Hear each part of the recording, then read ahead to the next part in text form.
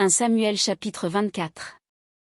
Lorsque Saul fut revenu de la poursuite des Philistins, on vint lui dire, « Voici, David est dans le désert d'En-Guédi. » Saul prit 3000 hommes d'élite sur tout Israël, et il alla chercher David et ses gens jusque sur les rochers des boucs sauvages. Il arriva à des parcs de brebis, qui étaient près du chemin, et là se trouvait une caverne, où il entra pour se couvrir les pieds. David et ses gens étaient au fond de la caverne. Les gens de David lui dirent, « Voici le jour où l'Éternel te dit, je livre ton ennemi entre tes mains, traite-le comme bon te semblera. » David se leva, et coupa doucement le péan du manteau de Saul. Après cela le cœur lui battit, parce qu'il avait coupé le péan du manteau de Saul. Et il dit à ses gens, « Que l'Éternel me garde de commettre contre mon Seigneur, loin de l'Éternel, une action telle que de porter ma main sur lui. Car il est loin de l'Éternel. » Par ces paroles David arrêta ses gens, et les empêcha de se jeter sur Saul. Puis Saul se leva pour sortir de la caverne, et continua son chemin. Après cela, David se leva et sortit de la caverne. Il se mit alors à crier après Saul, « Ô roi, mon Seigneur !»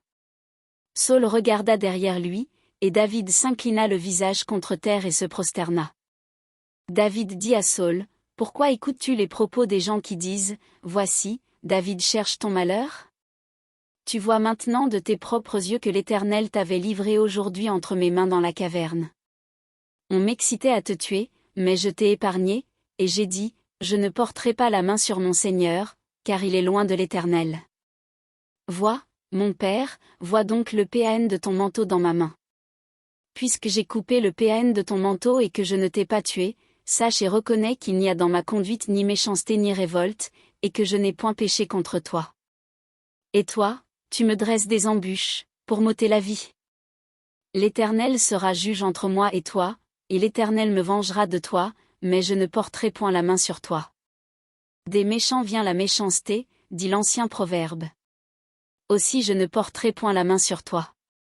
Contre qui le roi d'Israël s'est-il mis en marche? Qui poursuis-tu? Un chien mort, une puce. L'Éternel jugera et prononcera entre moi et toi, il regardera, il défendra ma cause, il me rendra justice en me délivrant de ta main.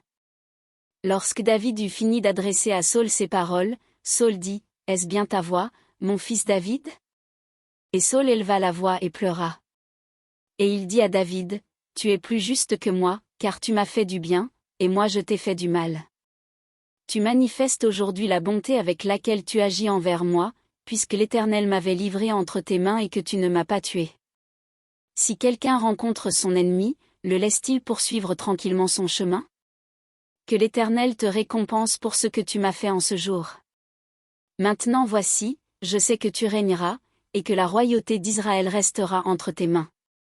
Jure-moi donc par l'Éternel que tu ne détruiras pas ma postérité après moi, et que tu ne retrancheras pas mon nom de la maison de mon père. » David le jura à Saul.